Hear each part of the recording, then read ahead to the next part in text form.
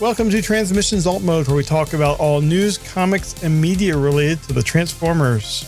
On this episode, we have the latest rumors for the Transformers G.I. Joe live-action movie, a Beast Wars soundtrack release date, and a spoiler-filled review of Scarlett #1. Today is Friday, June 7th, 2024, and this is episode 393 of Transmissions Alt Mode.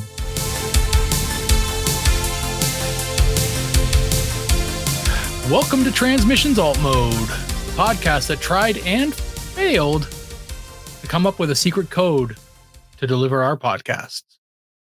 I'm your host, Daryl, the Cybertronian Beast, and I am joined by Jeremy. Hey, how's it going? Let's talk Transformers, kinda. I wish we could, Jeremy. I wish we could. We're going to have a discussion offline about this because, frankly, I am getting upset. But not yet. We're not talking about that yet. We are talking about our Donatreons, and we have some really great Donatreons. And yeah, if anyone else wants to become a Donatreon, they can do so. They can join our lovely group of Donatreons. The image is going to get thrown up here at any point in time. I'm sorry. There we go. Yeah, so anyone can join our Donatreons. Yeah, here we got a whole bunch of different tiers, and it doesn't take much, and you can listen to us record live, unless we're doing a show like this one where it's spoiler filled and the book isn't out yet, and then you got to wait, unfortunately.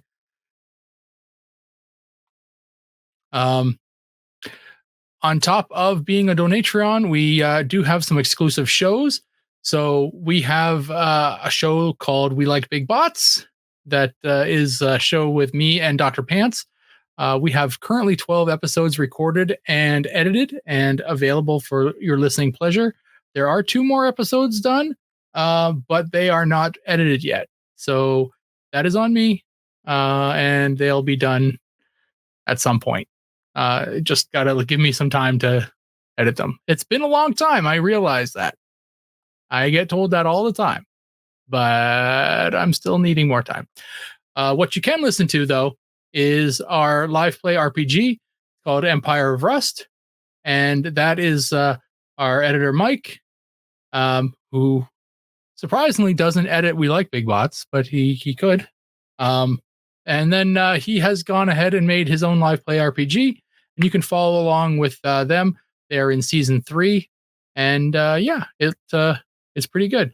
You can listen to the full episode of episode 116, which is the Yukarian Trail. And that's available. Or you can listen, if you are a Donatreon, you can listen to the bonus uncut version of episode 117, Powerful Living Rocks. And that will be available on Monday, June the 10th.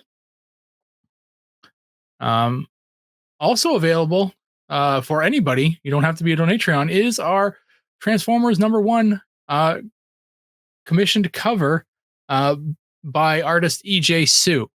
And this is a first print. I know it's on, I think, 6th print now. So if you want a first print, you can still buy one from us. We have a few still left. I think they're ever since its appearance on Damn It Open with Thu. We've sold a lot more of these things. So thanks, Thu. And yeah, well, but if you want one, you can get one at our website, www.transmissionspodcast.com/comic. What else we got here? Oh yeah, Toy Hacks. We have a new code because it's a new month. So for the month of June, you can save 15% at toyhacks.com with the code DADBOTS. DADBOTS. It's DADBOTS, not DADBODs. DADBOTS. Think of like Soundwave in his tapes or Blaster in his tape. Old DADBOT. Right. And yeah, so save 15% at toyhacks.com. This code can be used with your Robo Points, but cannot be combined with other discounts or promotions. So yeah, dad bots. Simple enough. All right. Well, with that stuff out of the way, let's get into our episode where we're going to talk about a comic.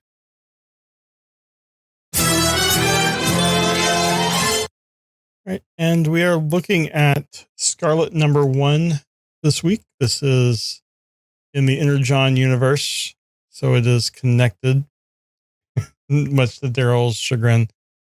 And it has got a number of covers, being that it is a Skybound book and a #1. I'm not going to really talk about all the covers, but I'm going to talk about one. Just mention, we'd previously mentioned that Andrew Wildman is going to have one of the covers. So if you'd like it, you can go to cbnsexclusives.com and we'll have a link in the show notes directly to it. They're selling it for $20, which pretty reasonable, I guess, for a cover like this. It's a pretty nice cover. So you can check that out. So the comic itself was written by Kelly Thompson. Art is by Marco Ferrari. Colors by Lee Loffridge. Letters by Rush Wooten. And editor is Ben Abernathy. The story begins in Monaco as Scarlett swims up to a mansion on an island. She surfaces in a cave and changes to a fancy dress, accessorized with a handbag and a silenced pistol. Sneaking into the party that's happening at the mansion, she signals that she's in position and then gives reports as she makes her way through. Her contact reminds her that this is an intelligence gathering mission only, and she's not to engage anyone. As she goes further into the party, she sees a symbol on a woman's leg that she recognizes, but she's not sure where it's from. As the woman turns around, she recognizes Jinx, a friend and fellow soldier that went missing years ago. She reports the symbol and the weapons in the area, but not her ID of Jinx, wanting to know what Jinx has going on. Noting that there are now more new armed people and finding the hostages, which are women that were being trafficked, she again asks for permission to engage. She's denied, and Jinx and the men that she came with attack the ones that are trafficking the women. Scarlett ignores her orders and joins in attacking the traffickers as well, as she continues to ask permission. Jinx leaves with one of the women, and Scarlett follows after grabbing a crossbow from one of the dead traffickers. As Jinx gets on a helicopter to escape, Scarlett notices a small smile. Jinx did notice that she was there. In a debrief with her general, Scarlett was being yelled at for causing an international incident. Scarlett prefers to think of the victims that were now reunited with their families, and she wants to be more proactive in this type of mission. She's ordered out of the office and out of the general's unit, and Scarlett heads home. However, once there, she notices that the tape she left on her door is broken. It's too sloppy to have been Jinx, so she sneaks around and she finds Stalker sitting in her house. He wants to know why she didn't share everything with the general. And she said that it wouldn't make much of a difference. He then asks about her and Jinx, and Scarlett said that they are like sisters. They came up with a language of symbols that means nothing to outside observers, but based on their shared history, can tell each other a lot. She had seen some of them inside the mansion, and that's why she held back. Jinx was telling her not to follow. Stalker wants to ignore that and go after her. He said that she went missing trying to infiltrate Clan Arishikage. She'll have help from Harlan Moore, known as Snow Job, someone that she's worked with before. He'll drop her off, but getting into the clan is on her.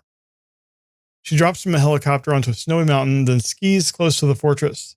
As she scouts the guards, she sees some familiar symbols telling her to look. She then takes out this first guard and sneaks into the fortress, where she can see Jinx along with the leader, Hardmaster, and another man. Jumping in, she's surrounded by ninjas and she starts taking them out. Then kneeling before Hardmaster, she apologizes for the disruption and she offers herself to the clan. Flashing back, she remembers Stalker telling her that there's another reason he wants her to go in besides Jinx. There's a weapon inside, and she's to infiltrate and then make the clan an offer they can't refuse. As she's waiting for an answer, she sees a shadow too late and is knocked out by the hilt of a sword. Storm Shadow is thanked by Hardmaster as Scarlett lies unconscious. To be continued.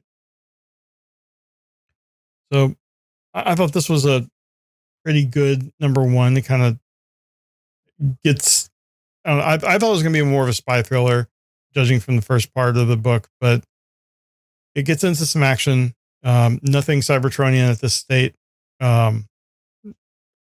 But Scarlett's a good character, and I was surprised to see Jinx, which was I think a later in the cartoon, a later edition. But I'm excited. I know this could end up with her, and like her and Jinx, coming back to the Joe's team. But it seems like a good start, and the art was really good. I've no complaints about the art at all, and looking forward to seeing where this is going from here. Daryl, as not a Joe fan, what was your thought of this book?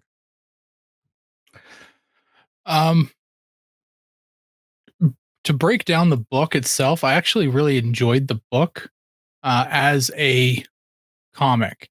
It was a really interesting story. It was well paced. The action was great. The throwbacks were great. I didn't have any idea if I was supposed to know Jinx, but it definitely made them seem like Scarlett and Jinx are lovers or a couple. But the book itself was quite well done. The fact that it is being reviewed on a Transformers podcast, I have a huge problem with. There is no Transformers mention at all, not even a mention of Energon. Like, Charles would have no ground to stand on here. Like, Yeah, he's like, conspicuously absent. I know. So what the actual F here, Charles? Why are we doing this? I was looking in the background for like vehicles that might even be like Transformers in disguise, but there was nothing. Maybe that weapon that she's gone after is Cybertronian. That's what I'm thinking. Megatron's other arm. I think that's been found. Oh, right, it was. Yeah. But yeah, I mean, the book itself was really quite good. You know, you can tell that this is not written for kids because of the fact that she's going after trafficked women. Like, that's a heavy topic, Mhm. right? Like, it's a real thing. So, and it's but and the art was great. I thought the art was really well done. So yeah, I thought this is a good comic, a really well done comic, but no business does it have being reviewed on a Transformers podcast. That's my issue I have with it. Yeah, that's it. All right. Well, We need to partner with a GI Joe podcast at this point. I mean, yeah, that might be fun to do. Have some crossover, but I feel like at least until we get the full Energon Universe established, we're gonna probably continue doing this. So stupid. And we're not doing the Larry Hama book. So, but we'll see what happens as GI Joe firmly gets established and likely has some kind of war against the Cybertronians. Right. But that is the comic review this week. Right on. Short and sweet. All right. We're going to move on then to media news.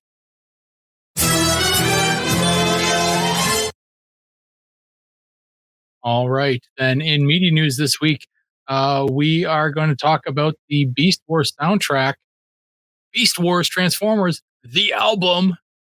Yeah, it's coming out June 28th. So look for it here. We're talking 40 years of Transformers. I mean, they're going to fit a whole bunch of stuff. They're going to kind of shoehorn Beast Wars into that 40th anniversary, but because they are Transformers. There wouldn't have been 40 years of Transformers if Beast Wars hadn't, kept the series franchise going. Right. Yes, let's go with that. So yeah, there's so we've got um we've got the music from the original animated series, um the Beast Machines original soundtrack, and a J Lab a crossover with Transformers 40th anniversary collection. So these are headphones, I think. I think it says here. Yeah, Yeah. I think we talked about those previously. right. So only two of these things are actually music, but look for them Three. on the 28th. 3 Beast Machines, G1, and this. Oh, okay. Sorry. Yeah. All right. One thing I'm wondering though, you know how like CDs used to have like hidden tracks at the end or Mhm. stuff. I'm wondering if they're going to include a version of the theme song that says Beasties for the Canadians. That'd be kind of fun. I Yeah, doubt it, but it I would be know. kind of fun. I think everyone at Hasbro has forgotten that that existed, and it's kind Oh, of just kind of lost to the bowels of YouTube at this point. that's sad. Yeah. Anyway, moving on. We have a uh, 3-page preview of issue 10 of Void Rivals. We are not really going to show anything because we don't really do that here, but it's available. There's And Void the Rivals number. Transformer. I mean, I'm not spoiling anything here, but there is a Transformer on the cover, and this will be in stores on June 26th. So, and from everything we can see right now, there are 5 covers. Sorry, 7 covers. 7 covers for a 10th issue. Like, let's settle down, Skybound. I mean, people are buying it. I mean, why not take the money? I guess. I mean, it's definitely not sustainable. So take the money while you can. No, it's But crazy, right? I Plus, worry there will about the be a long second term. and third print and stuff like this. Is nuts. Yeah. Anyway, all right. Um, Next up, we got the volume 2 of Void Rivals for trade paperback, and it is now available on Amazon for pre-order. So if you are just waiting for the trades of Void Rivals to come out, and I know a lot of people do, you can pre-order it on Amazon right now, and it will be issues 7 through 12, and that will be released on September 17th. So you can get that. And as of right now, the Void Rivals book has been adequate. And the Transformers Volume 1 recently came out. Yeah. So I think they're doing good about having these trades come out pretty close to that last issue in the trade. Yeah. And I don't see this in our current story here, but I wanted to mention it that yeah, just going off topic here. It's not really off topic, but apparently you can get a Transformers number 1 um from GameStop now. Did Oh you see yeah, this? I saw something about that. Yeah. Yeah, so I heard if you spend $25 at a GameStop, which is easy if you're buying Transformers. So you have to buy Transformers, $25 worth of Transformers at a GameStop. Um, they are giving away a Transformers number 1 exclusive cover. So I don't know what printing this thing is because I mean they're on, like I said, they're on the 6th printing of this at this point. But yeah, it's a thing. I saw it on the internets. Yeah, I can't find it. I saw it on like Twitter or Facebook, one of the two. Yeah, so yeah, Oh, but it is got it. I got it. An actual post from GameStop. Here.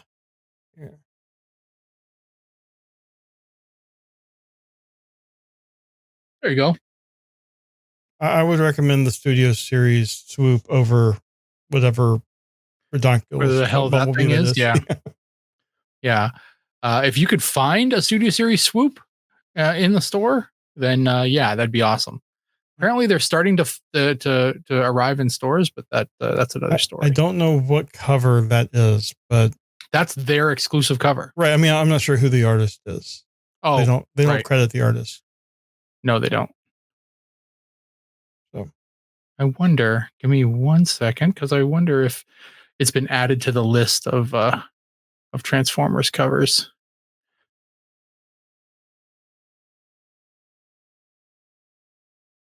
Just look here. Rivals, Transformers. Oh yeah, they announced this on Saturday. Number 1. Let's see here.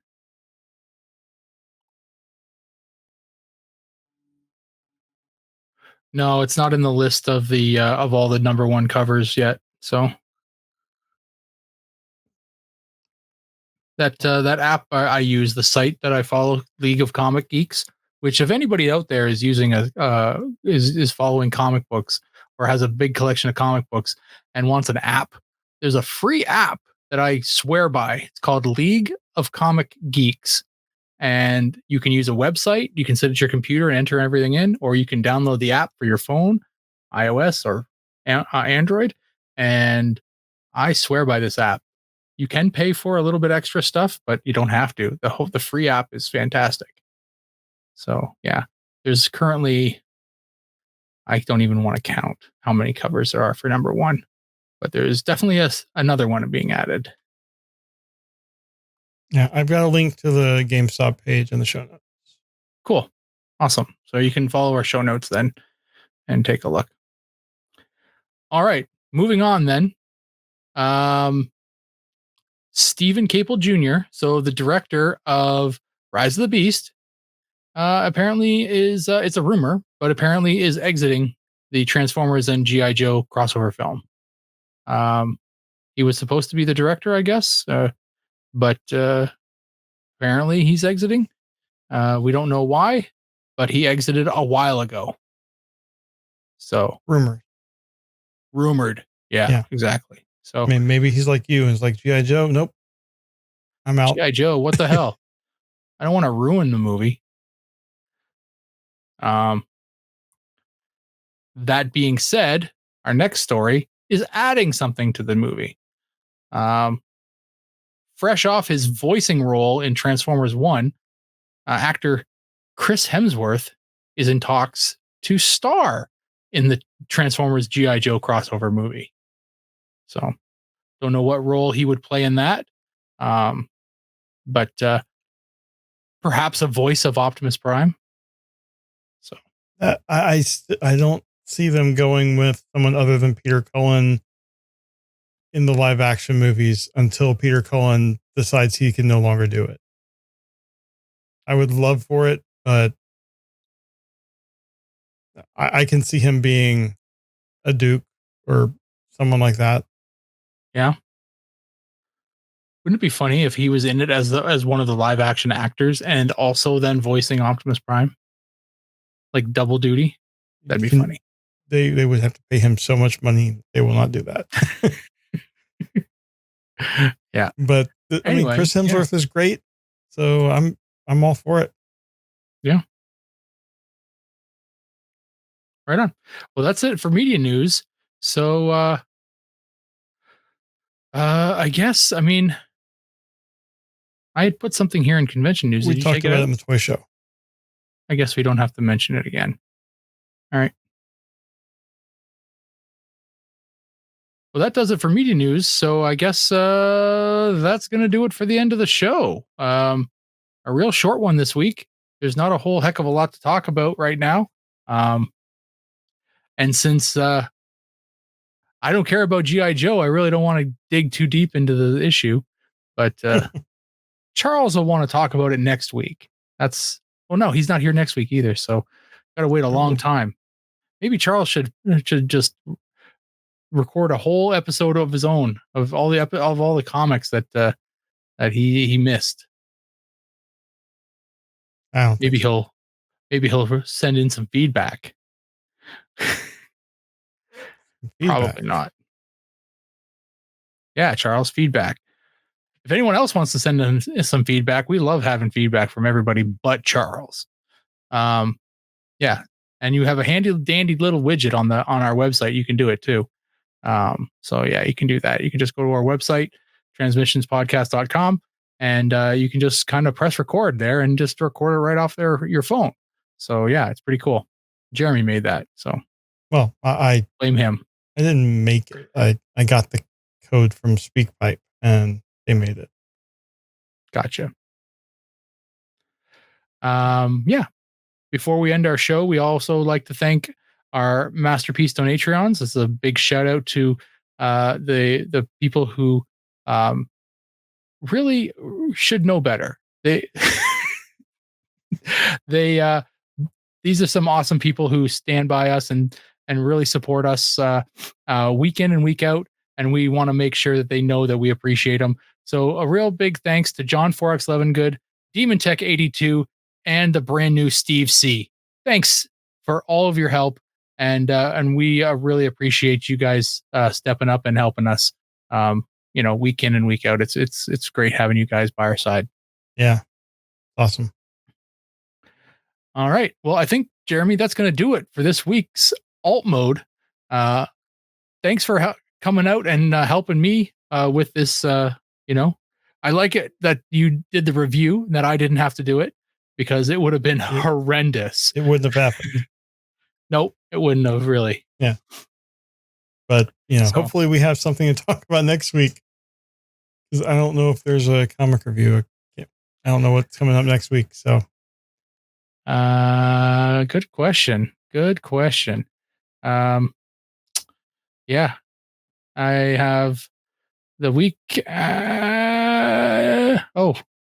Transformers 9 is out next week. So, okay. Well, yeah. So we should have a good book then.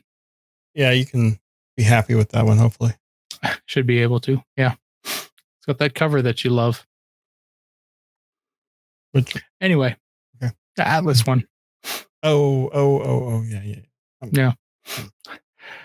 Anyway, thanks everybody for watching and listening. I think we did a pretty good job of this one. So yeah. I'll come back not too much of a trash fire, dumpster fire this one. But it was fun. Have a good week, everyone. Have a good week, Jeremy. Yep. We'll talk to you later. Bye.